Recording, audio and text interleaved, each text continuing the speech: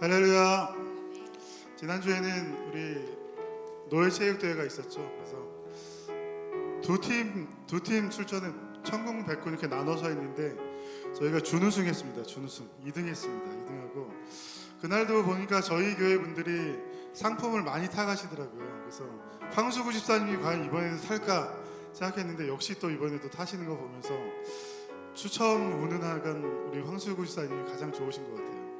우리 교인들도 같이 모여서 다른 교회들하고 같이 연합해서 하루 지내면서 노예의 좀 하나됨도 좀 느껴보면서 굉장히 좀 유익한 시간이었던 것 같아요. 오늘 이제 10월이 벌써 시작됐죠. 10월의 첫 주인데 어떤 마음으로 오셨는지 모르겠지만 하나님께서 여러분의 마음을 잘 만져주시고 헤아려 주시고 또 위로해 주시면서 또 한 달을 좀 살아갈 힘과 용기를 얻는 시간 되시기를 바라겠습니다.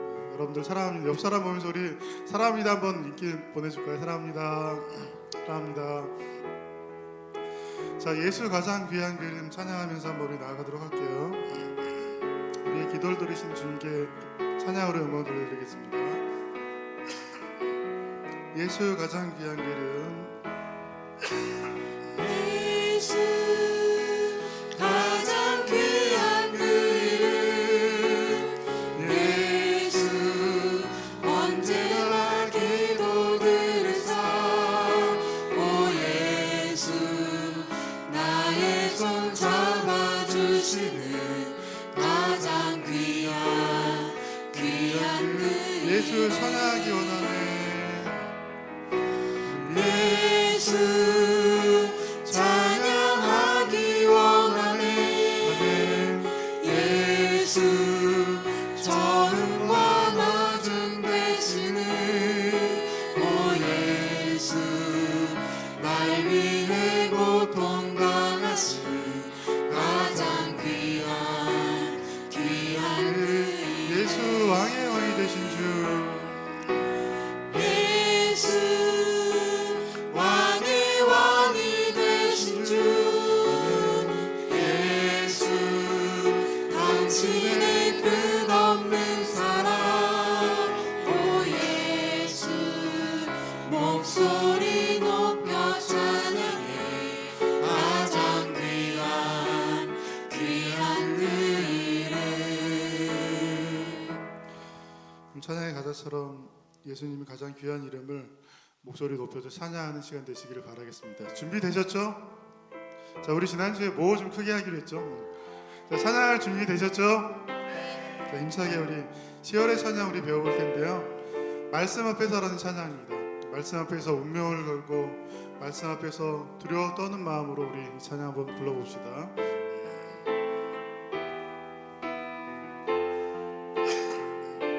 가사가 정말 좋으니까요. 또 가사 생각하시면서 가사의 마음을 담아서 불러봅시다. 말씀 앞에서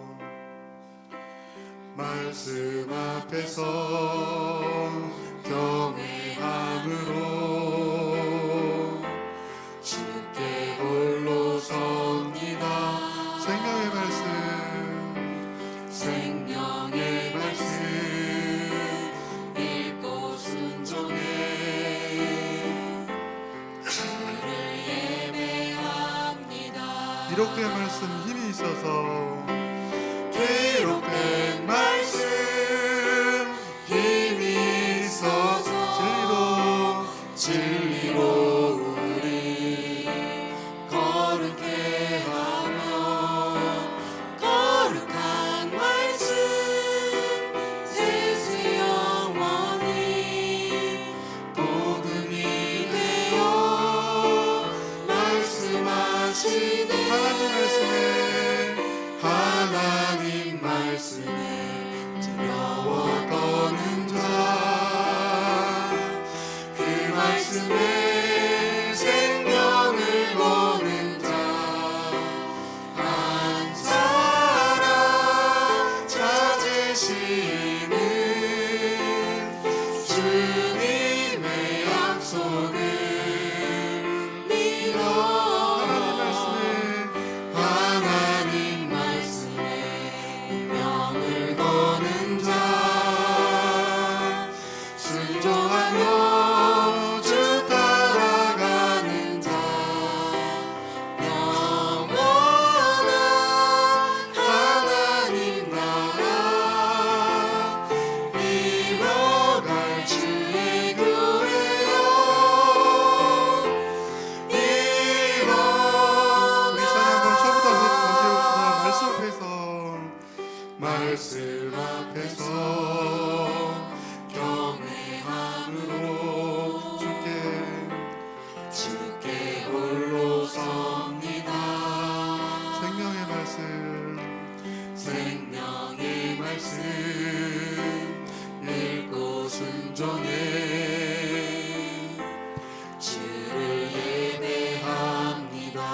기록된 말씀 기록된 말씀 힘이 있어서 진리로 우리 거룩해 하며 거룩한 말씀 세세 영원히 복음이 되어 말씀하시네. 하나님 말씀에 두려워 떠는 자 하나님 말씀에 두려워 떠는 자 그 말씀에 생명을 거는 자 한 사람 한 사람 찾으시는 주님의 약속을 믿어 하나님 말씀에 운명을 거는 자 순종하며 주 따라가는 자 영원한 하나님 나라 일어날 주의 교회여 일어나라.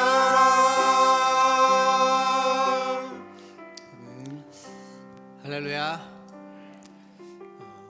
주의 교회여 일어나라. 하나님의 교회가 앉아 있거나 누워 있지 않고 일어나 있어야만 합니다.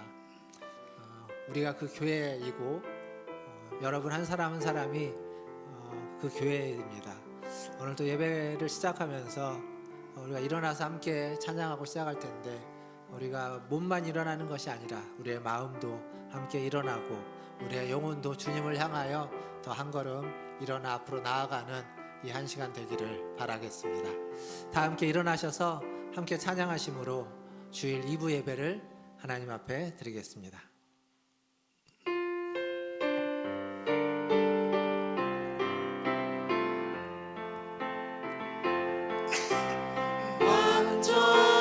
완전하신 나의 주 의의 길로 날 인도하소서 행하신 모든 일 주님의 영광 단영대합니다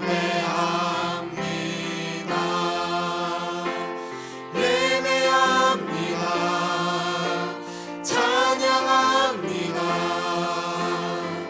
주님만 날 다스리소서 예배합니다 찬양합니다 주님 홀로 높임 받으소서.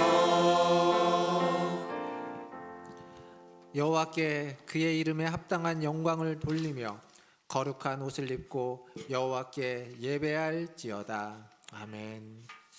하나님 앞에 나아갑니다. 하나님의 이름에 합당한 영광을 돌리기 위하여 오늘도 주의 전에 나와 모였사오니 우리가 주님께 드리는 찬양을 받으시고 우리가 주님께 드리는 예배를 받으시며 우리가 주님께 돌리는 영광을 받아 주시옵소서. 또한 이 예배 가운데 함께 하시고 임재하여 주셔서 우리 각 사람의 마음과 심령 가운데 하나님의 말씀을 허락하여 주시고 위로하여 주시고 격려하여 주시고 힘을 주시며 새 생명을 풍성히 허락하여 주시옵소서. 예배의 시종을 주님께 의탁하며 우리 구주 예수님의 이름으로 기도하옵나이다. 아멘.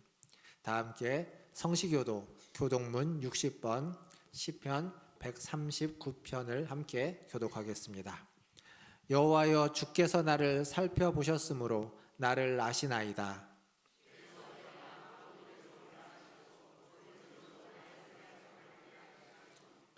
나의 모든 길과 내가 눕는 것을 살펴보셨으므로 나의 모든 행위를 익히 아시오니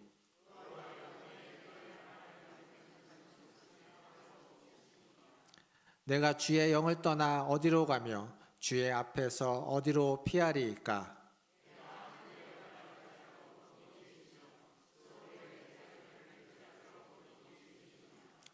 내가 새벽 날개를 치며 바다 끝에 가서 거주할지라도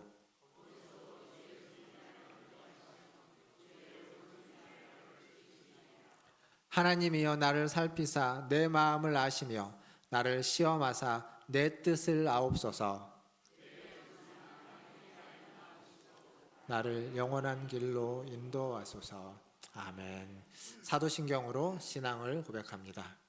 전능하사 천지를 만드신 하나님 아버지를 내가 믿사오며 그 외아들 우리 주 예수 그리스도를 믿사오니 이는 성령으로 잉태하사 동정녀 마리아에게 나시고 본디오 빌라도에게 고난을 받으사 십자가에 못 박혀 죽으시고 장사한 지 사흘 만에 죽은 자 가운데서 다시 살아나시며 하늘에 오르사 전능하신 하나님 우편에 앉아 계시다가 저리로서 산자와 죽은 자를 심판하러 오시리라. 성령을 믿사오며 거룩한 공예와 성도가 서로 교통하는 것과 죄를 사하여 주시는 것과 몸이 다시 사는 것과 영원히 사는 것을 믿사옵나이다. 아멘. 다 함께 앉으셔서 찬양하신 후에 최한필 장로님 나오셔서 기도해 주시겠습니다.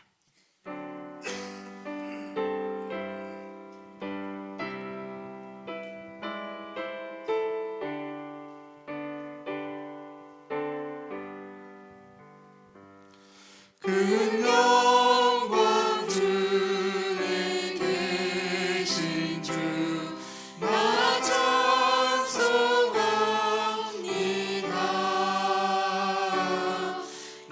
영원히 계신 주 이름 나 찬송합니다.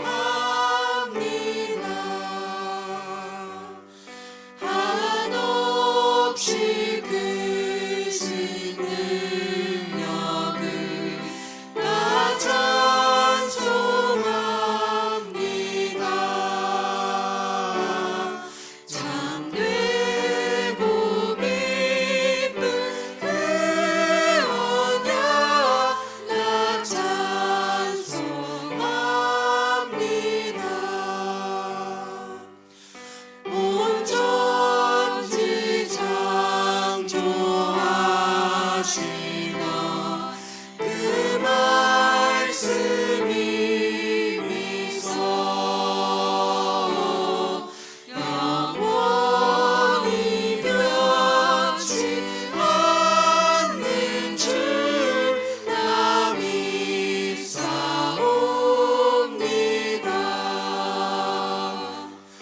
그 온유하신 주음성 날 불러주시고 그 품에 품어주시니 나 찬송합니다.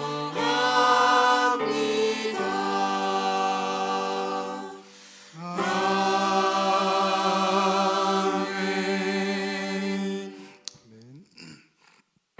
네, 309장 힘차게 박수 한번 찬양할까요? 목마른 내 영혼 목마른 내 영혼 주가 이미 허락한 그 귀한 영생수 주여 갈망합니다. 그 약속 따라서 힘써 간구하오니 주 주여 내게도 어서 들어주소서. 예수의 사랑 예수의 사랑 바다 물결같이 내게 임하니 영광의 물결에 온전히 쌓여서 내 영혼의 기쁨 한량없도다. 주 내게 약속한 큰 비 내려주시랴. 은혜의 저구름 건너편에 떠올라 그 귀한 징조가 내게 밝히 보이니 나 힘을 다하여 주께 간구합니다. 아멘. 예수의 사랑 예수의 사랑 바다 물결같이 내게 임하니 영광의 물결에 온전히 쌓여서 내 영혼의 기쁨 한량없도다.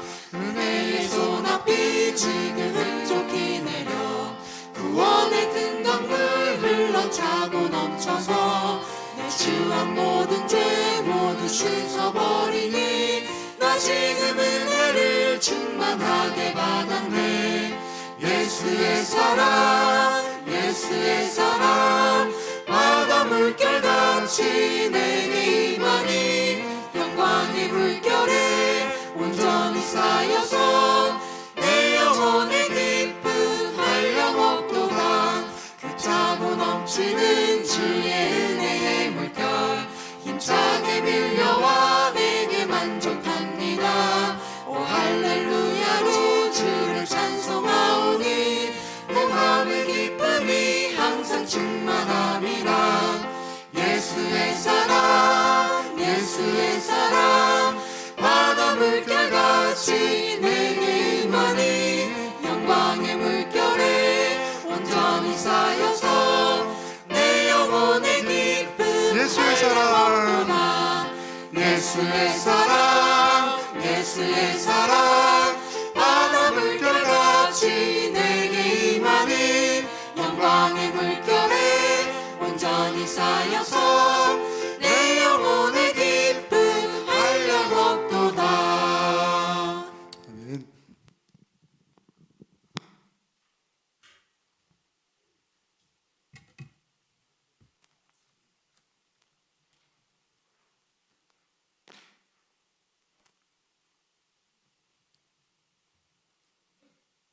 말씀으로 천지 만물을 창조하시고 우리의 생사 화복을 주관하시는 참 좋으신 주님을 찬양합니다. 지난 한 주간 동안 주님의 크신 사랑과 은혜 가운데 주님께서 특별히 택하신 문화천재일교회 성도들을 죄악이 가득 찬 세상에서 불꽃 같은 눈동자로 지켜 보호해 주심을 감사드립니다. 오국이 무르익는 이 가을 10월 첫째 주를 맞이하여 가장 귀하신 하나님께 온 정성으로 주일 예배를 드릴 수 있도록 인도하심을 진심으로 감사드립니다. 풍성한 믿음의 열매를 거둘 수 있도록 인도하여 주시옵소서. 사랑이 많으신 하나님 아버지, 주님께서는 죄로 인하여 영원히 죽었던 저희들을 위해 독생자 예수님을 이 땅에 보내시어 저희들의 죄악됨을 십자가의 보혈로 깨끗이 씻기시고 너는 내 것이라고 인쳐주시고 또 영원한 생명을 주셨는데 지금 저희들의 삶은 너무나도 부족합니다. 겉사람은 주님이 백성인 양 거룩한 척 하면서도 우리의 속사람은 이 세상의 불의와 쾌락 속에 날마다 위선적인 삶을 살아온 죄인임을 고백합니다. 이 시간 저희들이 진정으로 원하오니 주님을 잊고 세상에 지었던 모든 죄를 다 용서해 주길 원합니다. 성령님이 도우심으로 온전한 주님 앞에 다시 다가서기를 원합니다. 살아계신 하나님 앞에 변함없는 믿음을 행하는 신실한 신앙인의 모습으로 주님 앞에 인정받는 성실한 종이 되게 하여 주시옵소서. 또한 우리를 위하여 십자가에 돌아가신 예수님의 사랑처럼 우리도 이웃에게 계산적인 사랑이 아닌 조건 없는 순수한 사랑을 실천할 줄 아는 믿음의 자녀가 되게 하여 주시옵소서. 주님이 기뻐하시게 할 수 있도록 인도해 주시길 원합니다. 주님, 이 시간 단위에서 귀한 말씀을 증거하실 박성호 목사님에게 육체의 건강함과 성령 충만함을 허락하여 주시어 오직 진리의 말씀만 증거할 수 있도록 인도하시며 말씀을 듣는 우리의 마음속에 성령님이 찾아오시어 목사님이 선포되는 귀한 말씀을 들을 수 있는 귀와 깨달을 수 있는 머리와 말씀에 따라 실천할 수 있는 믿음을 가질 수 있도록 인도해 주시옵소서. 하나님 아버지, 전쟁과 자연재해로 인하여 세계가 고통 속에 있습니다. 어려움을 이겨낼 수 있도록 인도하여 주시고 평화가 속히 찾아오게 하여 주시옵소서. 이 모양 저 모양으로 환난과 고통에 매여 있는 사는 성도도 있습니다. 상처받은 심령 위에 다시금 성령의 불로 충만케 하여 주시고 육신의 질병으로 고통받는 이에게 치유하시는 하나님의 역사가 있게 하시고 물질로 힘들어하는 이들에게 차고 넘치는 물질의 축복도 허락하여 주시옵소서. 모든 성도들 가정에 환난과 근심이 사라지게 하시고 언제나 기쁨과 감사가 넘치는 모든 가정들이 되게 하여 주시옵소서. 사랑의 주님, 예배를 섬기는 손길을 늘 기억하여 주시고 그의 봉사로 인해 하나님의 복을 더 받는 은혜를 더하여 주시옵소서. 마친 시간까지 함께해 주심을 믿고 우리를 죄악 가운데 구해 주신 예수 그리스도의 이름으로 간절히 기도드립니다. 아멘.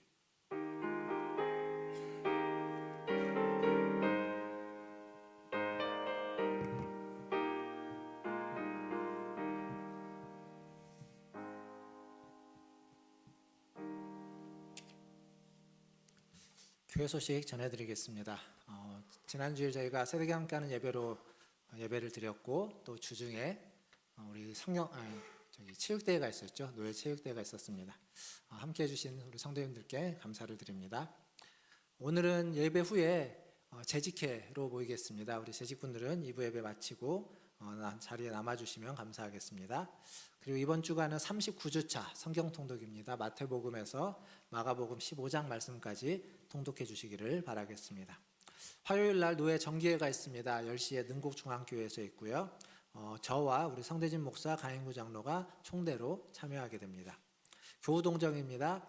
신현수 전도사가 이제 여름에 휴가를 가야 되는데 여름에 휴가를 가지 못하고 체육대회까지 마치고 이번 주에 오늘부터 휴가입니다. 잘 다녀올 수 있도록 기도해 주시기를 바라겠습니다. 그리고 우리 이해숙 집사님 1부 예배 나오시는데요. 2부 예배 오시는 분들은 이제 보신 지 좀 됐을 텐데 이해숙 집사님 장남 우리 중국에서 공부했던 우리 수영 형제가 이제 결혼을 하게 됩니다. 돌아오는 토요일 날 오후 5시에 결혼식이 있습니다. 교회에서 4시에 출발할 예정입니다. 늦지 않게 오셔서 함께 축하하실 분들은 4시까지 교회로 와주시면 감사하겠습니다. 그리고 이제 잘 아시는 것처럼 저희 교회 이제 1층이 그 서울형 키즈카페로 이제 선정돼서 지금 설계가 끝났고요. 지금 시공사 입찰 중에 있는데 입찰이 끝나면 아마 이달 내에 이제 공사를 하게 될 겁니다. 그래서 사무실을 2층으로 좀 올려야 되는데 2층에 있는 공간들을 좀 정리를 할 필요가 있습니다. 그래서 돌아오는 토요일 날 오전 10시에 사무실 이전을 위해서 좀 청소를 하려고 하는데요. 우리 남자 성도님들 또 여자 성도님들 이렇게 힘을 써야 되는 일이니까 우리 어르신들 말고 좀 힘을 쓸 수 있는 분들 좀 오셔서 도움을 주시면 감사하겠습니다. 뭐 긴 시간 걸리지는 않고 한 1시간, 1시간 반 정도면 충분할 거라고 합니다. 그렇게 와주시면 감사하겠습니다. 오늘 중식은 우리 김창환 장로님, 박성호 권사님 가정에서 대접해 주십니다. 감사합니다. 그리고 오늘 이제 오랜만에 또 예배 오신 우리 문 집사님 또 김 권사님 계시고요. 또 여기 오늘 새로 오신 분도 계십니다. 반갑습니다. 예배 마치고 잠깐 인사하면 좋을 것 같습니다. 예, 이상입니다. 우리 옆에 계신 분들 한번 인사 먼저 할까요? 사랑합니다. 축복합니다. 사랑합니다. 축복합니다. 예, 하나님 말씀 보겠습니다. 오늘 우리에게 주시는 하나님 말씀은 요한계시록 22장 6절에서 9절까지 말씀입니다. 요한계시록 22장 6절에서 9절까지 말씀 같이 읽도록 하겠습니다. 함께 6절부터 9절까지 봉독하겠습니다. 6절입니다. 또 그가 내게 말하기를 이 말은 신실하고 참된지라 주 곧 선지자들의 영의 하나님이 그의 종들에게 반드시 속히 되어질 일을 보이시려고 그의 천사를 보내셨도다. 보라 내가 속히 오리니 이 두루마리의 예언의 말씀을 지키는 자는 복이 있으리라 하더라.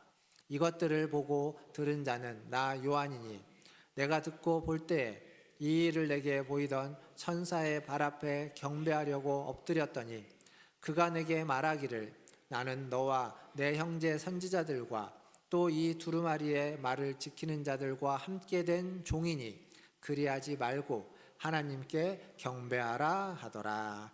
아멘.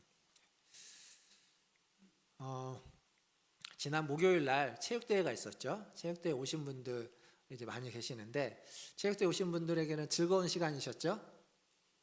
대답이 별로 그렇게 크지 않네요.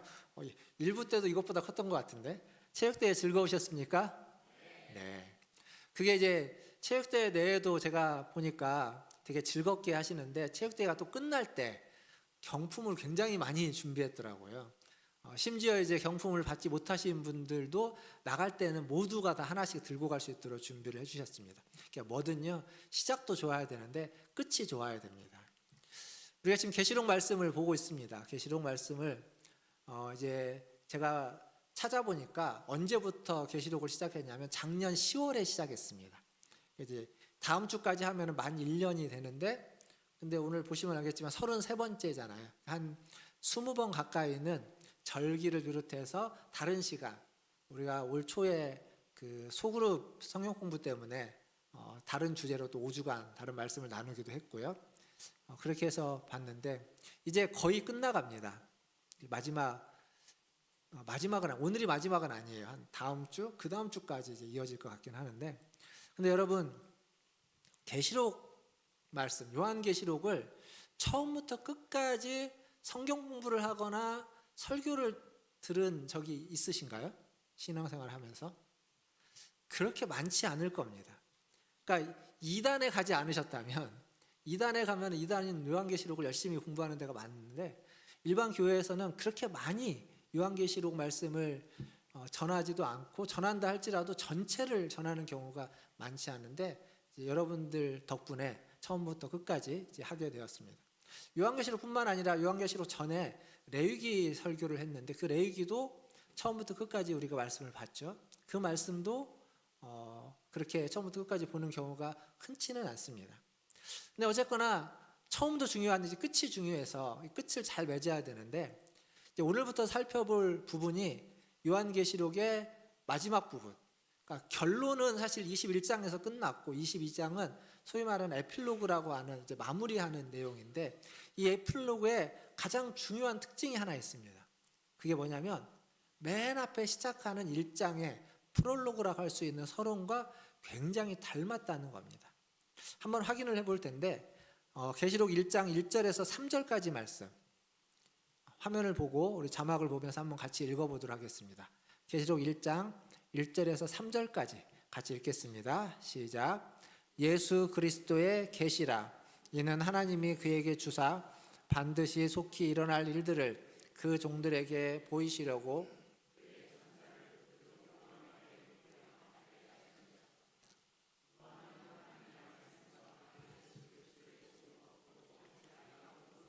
다 증언하였느니라.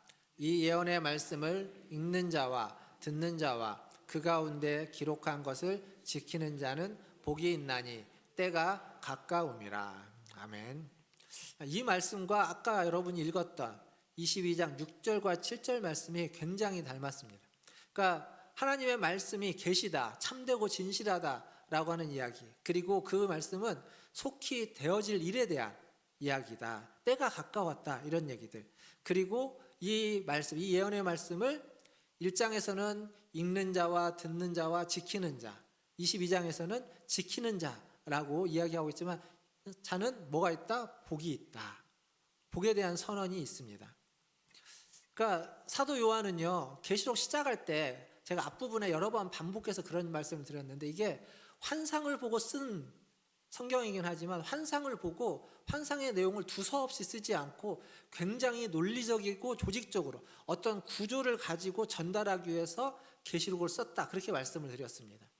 그렇게 보면 계시록 1장에 했던 말씀을 22장 맨 마지막에 반복하는 건 다른 안에 있는 내용이 굉장히 중요하기도 하지만 그 내용 자체가 계시록 전체를 놓고 볼 때 굉장히 중요한 내용이다, 계시록의 중요한 주제다라고 하는 것을 우리가 알 수 있습니다.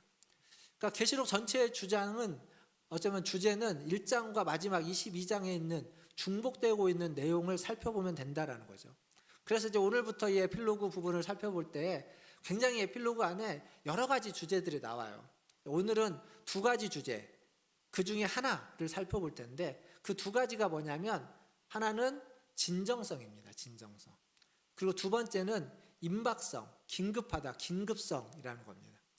그러니까 하나님의 말씀이 진짜 진실하다, 진정성이 있느냐라는 문제. 그리고 예수 그리스도가 재림을 하실 텐데 재림을 언제 할 거냐? 임박했다, 곧 하실 거다라고 하는 이 주제가 계시록 22장에서 이야기하고 있는 주제 중에 크게 두 가지 주제입니다. 오늘은 그 중에 하나인 진정성에 대한 부분을 좀 같이 생각해 보려고 합니다. 사실 계시록 부분을 마지막을 좀 이렇게 빨리 넘어가려고 했어요. 그냥 마무리를 한 번에 딱 지어 보려고 했는데, 근데 이제 말씀 준비하다 보니까 한 번에 하려니까 너무 많고 두 번으로 나누려다 보니까 오늘 해야 될 얘기가 너무 많아서 좀 이렇게 나누기로 했습니다.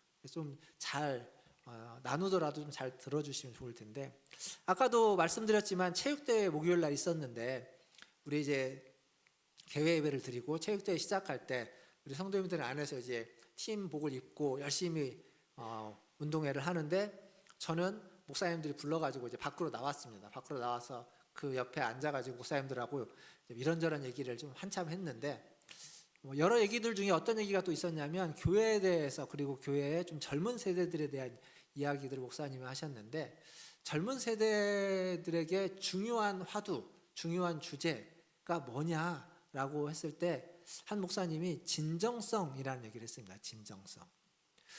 그러니까 생각해 보면 이전에는요, 진정성의 문제보다는 어떤 그 말의 내용 혹은 그것이 나에게 어떤 유익이 있느냐, 이게 훨씬 더 중요하게 다루어졌던 시대가 있는 것 같습니다. 그래서 좀 진정성이 결여돼도 나한테 이익이 있고 유익이 있고 뭐 말이 맞는 것 같으면 그걸 따르고 그것에 함께하기도 했습니다. 근데 지금은 그렇지 않은 것 같습니다. 진정성이 없다라고 하면 그 말이 아무리 좋은 말 같고 그 사람이 아무리 괜찮은 사람이라 할지라도 진정성이 있느냐 없느냐의 문제가 훨씬 더 중요하게 다루어지는 시대. 어쩌면 이미 이전에 우리의 어른들 또 우리의 지도자들이 진정성이 결여된 이들로 인해서 우리가 어려움을 당했던 것들을 보면서 겪었던 그러한 경험에서 우러나오는 반응인지도 모르겠습니다. 어쨌거나 이 진정성의 문제는요, 우리의 삶에서도 중요하지만 신앙에 있어서는 매우 중요한 주제가 아닐 수 없습니다. 신앙에 있어서 진정성이 없다, 이건 그 신앙이 이상하다라는 얘기를 말아주는 것과 똑같습니다. 그러니까 계시록 시작할 때도 사도 요한이 첫 번째 예수 그리스도의 계시다라고 하면서 말씀을 시작하는 것, 이건 하나님이 우리에게 주시는 계시다, 진짜다라는 얘기를 하는 거고, 오늘 말씀에도 이 말씀은 신실하고 참된 말씀이다라고 하면 신실하고 참되다라는 건 진정성을 이야기해주는 표현입니다. 그러니까 신앙은 진정성에 달려 있습니다. 만약에 신앙의 메시지가, 신앙의 내용이, 제가 여러분들에게 이야기하고 있는 이 내용이 진정성이 없는, 만들어진 허구와 같은 내용을 여러분에게 전하고 있다면 그걸 듣고 그걸 믿고 그걸 따르는 우리의 그 길은 그냥 허상인 겁니다. 허무한 걸 추구하고 있는 길일 수밖에 없습니다. 만약에 우리의 말씀에 진정성이 없다면, 진정성이 없는데 우리가 그 말씀을 따른다면 우리의 이 말씀을 따르는 건 그냥 모래 위에 집을 세우는 것과 같은 겁니다. 언제 무너져도 이상하지 않은. 하지만 하나님의 말씀은 진정성이 있다는 거예요. 근데 우리가 말씀을 믿지 못하고 의심하고 있다면 그 얘기는 다른 말로 바꾸면 말씀의 진정성을 의심하는 거죠. 더 나아가서 그러면 당연히 그 말씀, 그 메시지를 따라 살아갈 수 없을 겁니다. 이걸 역으로 보면 이렇게도 볼 수 있습니다. 만약 우리가 하나님의 말씀, 메시지를 따라 살아가고 있지 않다면 우리는 하나님의 말씀을 온전히 믿지 않고 있음을 반증해주는 하나의 증거가 되기도 한다라는 겁니다. 사랑하는 성도 여러분, 하나님을 믿는다는 것, 하나님을 믿는다는 건 하나님이 하시는 말씀을 믿는다는 것이기도 합니다. 그 말씀, 우리가 여러분이 가지고 있는 아까 읽었던 성경이겠죠. 그래서 성경을 따르지 않는 믿음은 바른 믿음일 수가 없습니다. 하나님을 믿는 사람, 하나님의 말씀을 믿고 따르는 사람, 다른 말로 하면 성경의 증거를 믿고 따르는 사람이라는 이야기이기도 합니다. 우리가 믿고 있는 신앙의 내용, 하나님에 대해서, 하나님이 천지를 창조한 것에 대해서, 그리고 예수 그리스도와 우리를 위한 예수 그리스도의 일하심과 역사에 대해서 우리가 알 수 있는 유일한 길은 성경입니다. 성경을 제외하고 성경을 빼면 하나님에 대해서 어떻게 알 수 있습니까? 하나님이 창조에 대해서, 하나님의 역사에 대해서, 예수 그리스도에 대해서, 그가 행하신 우리를 위해서 베풀어 주신 구원의 일에 대해서 우리가 알 수 있는 길이 없는 겁니다. 성경이 유일한 길이고 성경이 충분한 길이다라는 거죠. 그래서 우리는 그 성경에 있는 내용을 믿고 따르는 겁니다. 신앙이라는 건요, 이성과 논리로 얻어지는 게 아닙니다. 아무리 내가 논리적인 사고를 하고 아무리 신앙에 대해서 알려고 애를 쓰고 탐구하고 노력해도 그렇게 해서 믿음과 신앙은 얻어지지 않습니다. 그렇게 해서 얻을 수 있는 게 아닙니다. 신앙은 하나님의 말씀에 대한 신학적인 표현으로 말하면 수납, 수용, 받아들이는 것. 그러니까 하나님의 말씀을 진실로, 진리로 믿고 받아들이는 그러한 일을 통해서 우리에게 주어지는 겁니다. 그러니까 신앙이라는 건요, 믿음이라는 건요, 내가 막 애써갖고 찾는다고 해서 찾아질 수 있는 게 아니에요. 그건 내가 그냥 찾지 않았는데 어느 순간 받아들여지는 거예요. 믿어지는 겁니다. 여러분 생각해 보시죠. 여러분이 신앙을 갖게 됐을 때, 여러분이 믿음을 갖게 됐을 때 생각해 보면 내가 막 애쓰고 수고했다기보다는 어느 순간 하나님이 계시고 어느 순간 그 말씀이 믿어지는 은혜가 있었습니다. 물론 이게 그냥 갑자기 확 믿어지면 어느 순간 갑자기 확 안 믿어질 수도 있어요. 그래서 갑자기 확 믿어지는 것으로 끝나면 안 돼요. 끝나면 안 돼요. 그러나 중요한 건 그건 하나님의 은혜라는 겁니다. 그래서 믿음과 신앙을 은혜라고 하는 이유는 나도 모르게 자연스럽게 그걸 받아들여지는 시점이 있는 겁니다. 그게 성령의 역사이고 성령이 우리를 중생시키면서 새롭게 하시면서 주어지는 은혜가 있는 겁니다. 근데 여러분 신앙생활을 하면서 특별히 하나님의 말씀에 대해서 어떤 경험들을 하셨습니까? 시편 19편에 있는 말씀을 좀 몇 절 읽을 텐데 이게 시인의 고백이고 시인의 경험입니다. 나는 이런 경험을 했는가? 이 말씀을 한번 읽으면서 한번 생각해 보시면 좋겠습니다. 시편 19편 7절에서 10절까지 말씀입니다. 같이 읽겠습니다. 여호와의 율법은 완전하여 영혼을 소성시키며 여호와의 증거는 확실하여 우둔한 자를 지혜롭게 하며 여호와의 교훈은 정직하여 마음을 기쁘게 하고 여호와의 계명은 순결하여 눈을 밝게 하시도다. 여호와를 경외하는 도는 정결하여 영원까지 이르고 여호와의 법도 진실하여 다 의로우니 금 곧 많은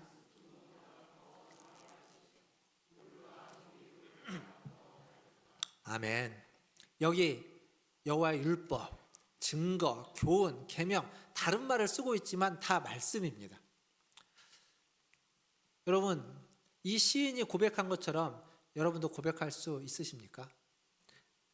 아멘. 하나님의 말씀은 완전하고 하나님의 말씀은 나의 영혼을 소성시키고 나를 지혜롭게 하고 그 말씀은 정직하여 내 마음에 기쁨을 주고 순결하여 눈을 밝게 한다 라고 고백하고 그러한 경험을 하셨습니까? 또 하나님의 말씀은 진실하고 의로워서 그 말씀은 송이꿀보다 더 달다라고 하는 말씀을 읽으면서 말씀을 묵상하면서 말씀을 들으면서 이 말씀이 정말 나에게 달구나 정말 맛있구나라고 하는 그런 경험을 하셨습니까? 예. 이 질문에 제가 했던 이 질문에 아멘으로 화답하는 저와 여러분 되기를 주님의 이름으로 축원드립니다. 예. 앞에는 아멘을 못했어도 지금은 아멘을 하셔야죠. 아까 우리 장로님이 우리가 지난주에 아멘 운동하기로 했다라는 얘기도 예배 전에 하셨는데 이걸 위해서 우리가 매주 주보에 통독하라고 안내를 해드리고 통독 모임을 만들어서 진행하고 있는 겁니다. 하지만 이런 경험을 아직 못하신 분도 계실 겁니다. 아멘으로 화답하라고 제가 질문을 드렸지만 아멘으로 화답하지 못하는 분, 왜냐하면 그런 경험이 없으니까. 하지만 이것만은 좀 기억하시면 좋겠습니다. 이 말씀은 하나님의 말씀은 신실하고 참된 말씀입니다. 하나님의 말씀은 하나님의 백성들, 선지자와 사도들을 통해서 하나님의 백성에게 주어진 영감으로 쓰여진 말씀입니다. 그리고 이 말씀은 수많은 사람들의 마음을 뜨겁게 하고 수많은 사람들의 삶을 변화시키고 인생을 바꿨던 말씀이다라는 사실입니다. 아직 내가 그것을 경험하지 못했지만 그러나 여러분도 언젠가는 하나님의 말씀으로 그러한 뜨거움을, 그러한 변화를, 그러한 생명이 여러분 안에 충만해짐을 경험하게 될 줄 믿습니다. 그러한 은혜가 우리 모든 성도들에게 한 사람도 예외 없이 모든 성도들에게 임하기를 주님의 이름으로 축원드립니다. 신앙은 여기서 시작하는 겁니다. 우리의 신앙은 말씀에서 시작할 수밖에 없습니다. 그렇게 해서 시작되는 신앙. 근데 오늘 말씀을 읽다 보면 이게 이해되지 않는 구절이 있어요, 분명히. 오늘 우리가 읽었던 짧은 4절의 말씀에도 반복해서 나오는 표현인데 사실 우리가 논리적으로 생각해 보면 좀 이해가 안 되는 부분이 있습니다. 그게 뭐냐면 6절에 반드시 속히 되어질 일이다 라는 표현이 있고 7절에 가면 내가 속히 오리니 라고 이야기하고 있습니다. 이 내가 속히 온다는 얘기가 7절만 있는 게 아니라 12절에도 있고 20절에도 있습니다. 그러니까 이 마지막에 3번이나 반복하고 있는데, 자 보십시오. 요한계시록은 언제 쓰여졌냐면 주 1세기, 그러니까 지금으로부터 약 2000년 전에 쓰여졌습니다. 속히 온다는 건 언제 온다는 겁니까? 빨리 온다는 거죠. 언제 오는 게 빨리 오는 겁니까? 언제 오는 게 빨리 오는 겁니까? 지금 이렇게 정확한 얘기가 1시간 안에 오는 게 빨리 오는 겁니까? 하루 안에 오는 게 빨리 오는 겁니까? 한 달이 빠른 건가요? 1년이 빠른 건가요?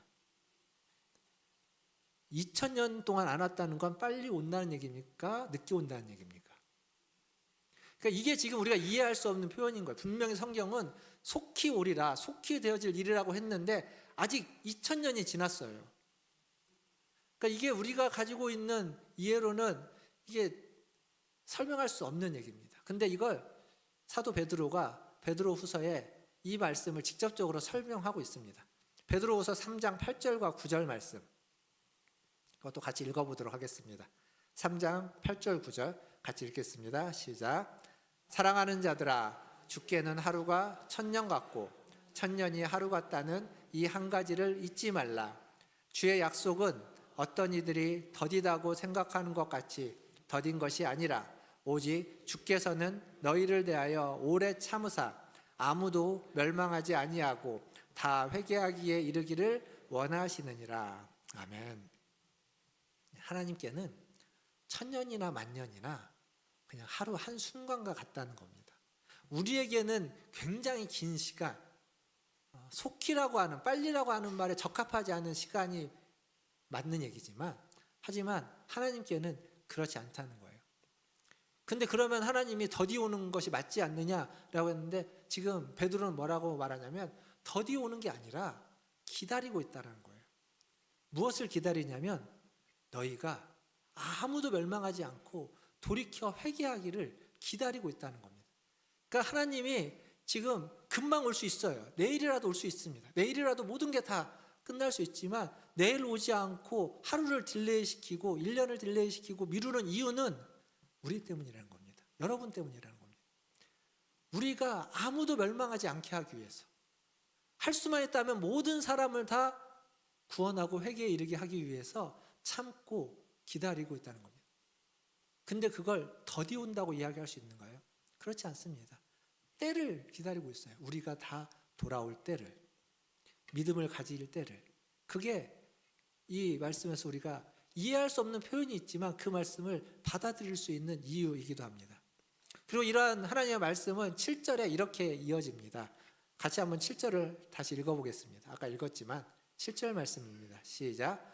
보라, 내가 속히 오리니 이 두루마리의 예언의 말씀을 지키는 자는 복이 있으리라 하더라.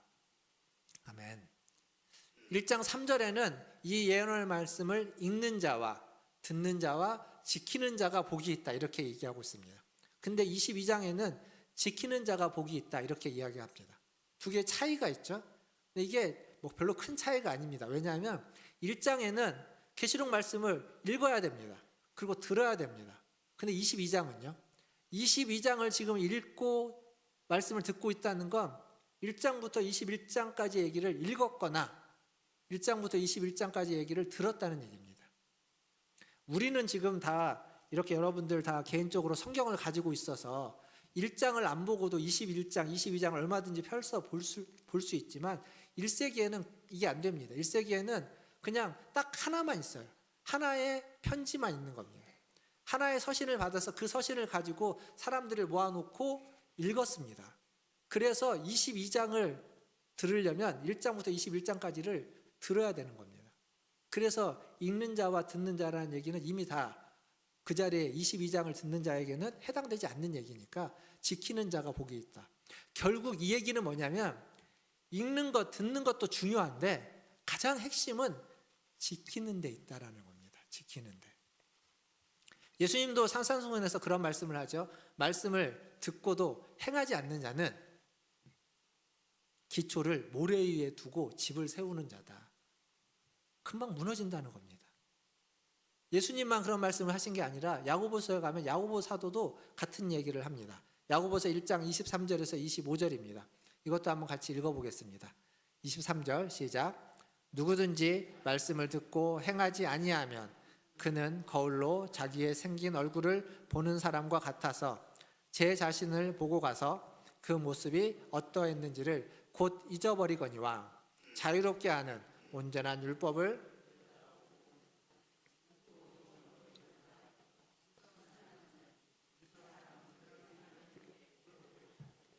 아멘. 자, 여기 복을 받는다고 이야기를 하고 있는데 뭐라고 이야기하죠? 실천하는 자. 그 말씀을 듣고 잊어버리는 자가 아니라 실천하는 자. 말씀을 듣고 잊어버리는 자는 거울에 자기 모습을 보고 잊어버린다는 거예요. 고치지 않는다는 겁니다. 말씀을 듣고 실천하는 자가 복이 있다. 그렇게 이야기합니다. 야고보도 예수님도 그리고 요한도. 그런데 이 7절 말씀에 보면 이 예언의 말씀을 지키는 자는 복이 있다라고 하는 9절 앞에 뭐라고 적혀져 있냐면 보라 내가 속히 오리니 라고 적혀져 있습니다. 내가 속히 온다. 그러니까 주님이 오신다라는 것과 말씀을 지킨다는 게 연결되어져 있어요. 근데 이게 계시록만이 아니라 신약에서 이야기하고 있는 패턴입니다. 확인해 볼까요? 빌립보서 4장 5절 말씀을 보면 사도 바울이 이야기한 거죠. 빌립보서 4장 5절 같이 읽겠습니다. 시작. 너희 관용을 모든 사람에게 알게 하라. 주께서 가까우시니라. 아멘. 너희 관용을 모든 사람에게 알게 하라. 다른 사람을 이웃을 사랑하라라는 다른 표현입니다. 그 이유가 뭐냐면 주님이 곧 오신다. 가까이에 계시다. 가까이 오셨다. 주님이 곧 오시기 때문에 주님의 말씀대로 관용을 베풀고 이웃을 사랑하라 라고 지금 사도 바울도 이야기하는 겁니다. 그러니까 종말론이라고 하는 것, 종말이라고 하는 게 지금 나의 삶과 굉장히 동떨어진 것처럼 우리는 생각하기 쉽습니다. 성경에서 이야기하고는 종말론도 나의 삶과는 상관없는 것처럼 생각하기 쉽습니다. 그러나 성경은 그렇지 않다는 겁니다. 종말론은 종말과 우리의 삶은 긴밀하게 연결되어 있다는 거예요. 종말론적인 신앙을 가질수록 우리의 삶에서 무엇이 옳고 그른지, 무엇이 중요하고 무엇이 중요하지 않은지를 더 분명하게 알 수 있다는 겁니다. 말씀을 지키는 것, 그것이 우리의 삶에서 중요하다는 얘기를 강조하고 있습니다. 사랑하는 성도 여러분, 종말론적인 안목, 종말론적인 신앙, 이것은 우리가 가져야만 하는 우리의 신앙의 중요한 부분입니다. 주님이 곧 오십니다. 속히 오십니다. 주님이 가까이에 계십니다. 그러기에 우리는 함부로 살 수 없고, 그러기에 우리는 주님의 말씀을 그냥 허투루 들을 수 없고, 그러기에 우리는 주님의 말씀을 듣고 잊어버리는 자가 되어서는 안 된다는 겁니다. 말씀을 듣고 말씀을 지키며 말씀에 순종하며 말씀을 실천하는 자가 되시기를 주님의 이름으로 축원드립니다. 이러한 말씀을 사도 요한이 지금 듣고 환상 가운데 듣고 보는 겁니다. 그리고 8절과 9절에 가보면 사도 요한은 이러한 환상을 보여주고 이러한 말씀을 전해준 천사를 향해서 엎드려 경배하려고 합니다. 근데 이게 처음 있는 일이 아니에요. 계시록 19장 10절에 가보면 똑같은 내용이 나옵니다. 천사가 보여준 환상을 보고 사도 요한이 엎드려서 천사에게 경배하려고 합니다. 그때 천사가 막습니다. 나도 너와 같은 하나님의 종이다. 나에게 경배하지 말고 하나님께 경배하라. 근데 오늘 말씀도 아까 읽어서 알지만 똑같지 않습니까? 9절에 보면은 똑같이 이야기합니다. 오직 하나님께만 경배하라고. 사실 지금 이 상황을요 충분히 이해할 수 있습니다. 왜 이해할 수 있냐면 여러분 어떤 놀라운 기적과 능력과 어떤 놀라운 역사를 일으키는 사람이 있다면 우리는 그 사람을 추앙하지 않을 수가 없습니다. 그 사람의 말을 쉽게 무시할 수가 없어요. 따를 수밖에 없는 겁니다. 그러니까 엄청난 계시를 받았다고 주장하는 사람. 사실 제가 이제 계시록 얘기하면서 지금까지 보면서 초반에는 이단에 대한 얘기들, 엉뚱한 내가 가지 말라는 얘기를 되게 많이 했어요. 근데 후반부에 오면서는 거의 그런 얘기를 잘 안 했습니다. 왜냐하면 이제 너무 많이 하기도 했고 그 정도는 다 안 하실 것 같으니까. 근데 다시 한번 짧게 이야기하는 건 엄청난 계시를 받았다는 사람이 있어요. 환상을 받고 천국에 갔다 왔고, 그리고 어떤 능력이, 우리가 이야기한 범인은 보통 사람은 가지고 있지 않은 능력을 갖고 있는 사람들이 있습니다. 그것들을 드러내는 사람들이 있어요. 근데 여러분, 그거에 너무 혹하지 마십시오. 그 능력은요, 그 계시는요, 그게 진짜라 해도 그 사람은 그걸 전달해주는 전달자에 불과합니다. 여러분, 택배 기사에게 절하고 경배합니까? 아닙니다. 택배 물건을 만든 사람, 그 물건의 값을 우리는 지불하지 기사에게 물건값을 지불하고 기사에게 그런 대우를 하지는 않습니다. 그러니까 그건 전달자예요. 전달자에게 감사할 수 있고 전달자를 존중할 수 있고 전달자에게 고맙다고 이야기할 수 있지만 그가 능력자는 아니라는 겁니다. 계시의 말씀, 하나님의 능력이 펴져도 그건 하나님이라는 거예요. 지금 천사가 이야기하는 건 명확합니다. 깔끔합니다. 오직 하나님만 경배하라는 겁니다. 사람이 아닙니다. 어떤 사람도 하나님의 자리를 대신할 수 없다라는 겁니다. 이 땅에 있는 그 사람이 죽었다 살아난 사람이라 할지라도 이 땅에 있는 어떤 사람도 하나님 대신할 수 없다라는 것, 그것 하나 기억하고 오직 하나님만 경배하라. 이 천사의 말만 기억해도 절대 엉뚱한 길로 이단으로 빠질 일이 없습니다. 근데 이걸 잊으니까, 이 말씀을 들었는데 잊어버리니까 가는 겁니다. 그래서 잊지 않고 말씀을 듣고 말씀을 지키라. 지키는 자가 복이 있다. 그렇게 지금 계시록은 반복해서 이야기하는 겁니다. 말씀을 맺겠습니다. 창세기 3장에 가면 아담과 하와가 사단의 유혹을 받아서 선악을 알게 하는 나무의 실과를 따먹는 장면이 나옵니다. 그때 그 뱀이 나오죠. 뱀인 사단이 아담과 하와를 어떻게 유혹하는지 아십니까? 하나님의 말씀의 진정성을 건드리면서 유혹합니다. 이렇게 이야기합니다. 3장 1절에 하나님이 참으로 너희에게 동상 모든 나무의 실과를 먹지 말라고 하시더냐, 이렇게 유혹합니다. 하나님이 정말 먹지 말라고 했느냐라고 하면서 하나님의 말씀에 물음표를 갖게 만듭니다. 의심하게 만들어요. 진정성을 깨게 만듭니다. 근데 이러한 사단의 시험은요, 지금도 여전합니다. 하나님의 말씀을 믿지 못하게 하는 수많은 유혹들, 그 말씀의 신실함과 참됨을 믿지 않게 하는 우리의 어리석음, 거기에서 우리의 믿음의 승패는 갈려지는 겁니다. 하나님의 말씀을 어떻게 내가 믿고 따르느냐. 사랑하는 성도 여러분, 하나님의 말씀을 대하는 여러분의 태도를 한번 돌아보십시오. 나는 하나님의 말씀을 사랑하고 있는가? 하나님의 말씀을 사모하고 있는가? 성경에 있는 많은 사람들이 이야기한 것처럼 주여 말씀하옵소서, 주의 종이 듣겠습니다 라고 하는 그런 마음으로 말씀을 읽고 말씀을 대하고 예배 가운데 나오고 계시는지, 우리의 태도, 말씀을 대하는 이러한 우리의 태도는 기본적으로 우리가 드리는 예배를 통해서 우리의 공예배 가운데, 그리고 우리가 말씀을 대하는 개인적인 자리에서, 또 공적인 기도의 자리에서, 모임 자리에서, 거기에서 드러나야만 합니다. 예배 자리에 왔지만 우리의 일상의 일을 내려놓지 못해서 예배 자리에서도 계속 일상에 얽매이는 사람들, 고개를 숙이고 핸드폰을 보면서 핸드폰에서 오는 메시지에 예배 자리에서도 그 메시지를 먼저 확인해야만 하는 모습. 예배가 막 3시간, 4시간, 5시간, 10시간씩 드려지면 하루 중에 해야만 할 일이 있으니까 그럴 수 있겠죠. 그런데 우리 예배는요, 길어야 1시간입니다. 그 중에 말씀이라고 할 수 있는 설교를 듣는 시간은 짧으면 30분, 좀 덜 되고 길면 40분입니다. 근데 30분, 40분을 내려놓지 못하고 있다면 그에게는 말씀보다 그 문자가, 그 메시지가 나에게 더 중요하다는 겁니다. 그 말씀보다 거기서 뭔가 들려지는 다른 소식이 나한테 더 중요하다고 하는 거예요. 그런 태도로는 안 되는 겁니다. 그런 태도로는 하나님을 사랑한다고, 하나님의 말씀을 사모한다고 이야기할 수 없습니다. 말씀을 듣는 데서 끝나서는 안 돼요. 제가 지금 설교나 이런 말씀을 듣는 걸 이야기하지만 내가 성경을 읽고 말씀을 듣고 하는 이걸로 끝나서는 안 돼요. 이게 전부는 아닙니다. 이것보다 뭐가 더 중요하다고요? 지키는 게 더 중요하다고 했습니다. 근데 듣지 않고 어떻게 지킬 수 있겠습니까? 읽지 않고 어떻게 그걸 알아서 실천할 수 있겠습니까?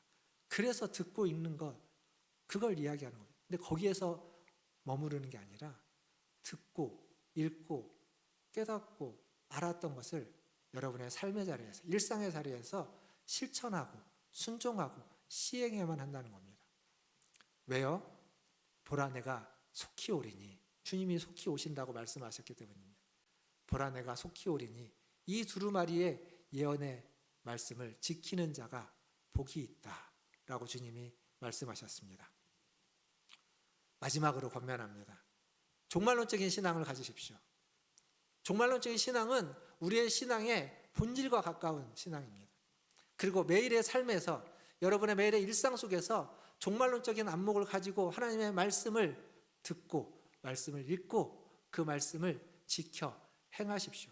그 말씀을 통해서 무엇이 중요한지 무엇이 덜 중요한지 결정하고 선택하십시오.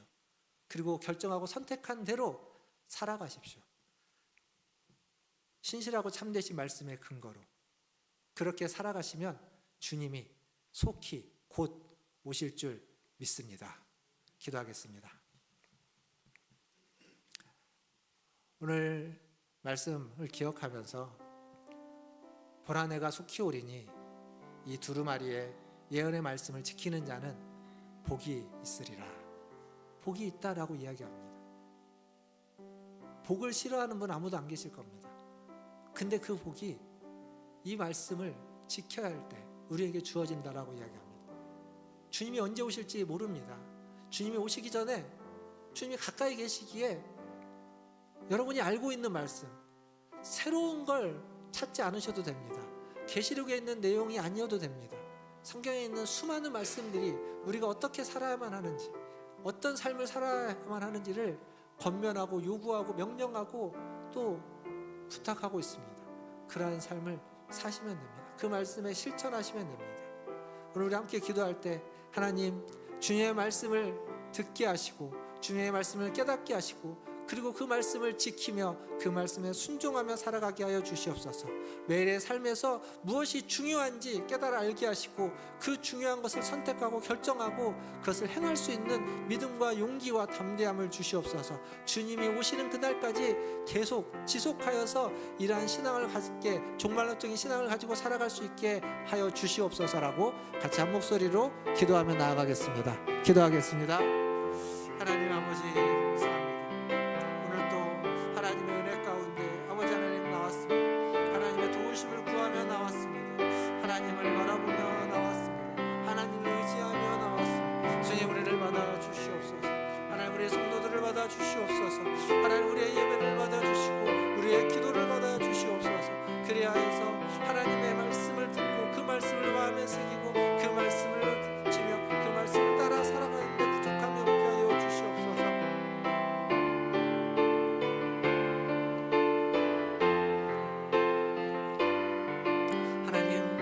신실하고 참되신 주님의 말씀, 아버지 하나님 우리의 삶을, 우리의 마음을, 우리의 생을, 우리의 믿음을 다 보고하여 주시고 그 말씀을 따라가며 그 말씀에 순종하며 그 말씀을 지키고 그 말씀이 하나님 우리의 진정성 있게 만들게 하시고 하나님 우리의 진정성이 우리의 성도들의 삶을 통하여서 다른 이들에게 하나님 전하게 하여 주시옵소서. 말씀의 진정성을 받고 그 진정성을 전할 수 있는 그런 우리 성도들 되게 하여 주시옵소서. 하나님, 오늘도 하나님의 은혜를 구하며 주님 앞에 나왔습니다. 주님의 부르심이 있어서 이 자리에 나왔습니다. 우리의 예배를, 우리의 찬양을, 우리의 기도를 받아 주시옵소서. 주님, 우리에게 말씀하여 주셨습니다. 하나님, 이 말씀을 듣고 하나님 이 말씀을 마음에 새기고 또 이 말씀을 잊지 않고 기억하여 그 말씀을 따라 살아갈 수 있도록 우리를 인도하여 주시옵소서. 우리의 힘만으로, 우리의 노력만으로 하나님 말씀을 지키지 못합니다. 주님이 힘을 주시고 주님이 도와주시고 주님이 은혜 베풀어 주실 때 비로소 그 말씀을 따라 살아갈 수 있는 하나님 그러한 도전과 그러한 열매가 맺어지게 됩니다. 주님 은혜를 주시고 힘을 주시고 하나님 인도하여 주시옵소서. 그래서 우리 성도들 한 사람 한 사람이 하나님 말씀을 따라 살아가며 말씀에 순종하며 말씀을 실천하며 복 있는 삶을 살아가는 인생들 되게 하여 주시옵소서. 주님이 오시는 그날까지, 주님이 부르시는 그날까지 매일매일 주의 말씀으로 깨우침을 받고 말씀을 따라 살아가는 말씀의 사람들 되게 하여 주시옵소서. 감사하며 예수님의 이름으로 기도하옵나이다. 아멘. 우리 찬송가 526장 찬양하시면서 준비하신 예물 하나님께 드리겠습니다.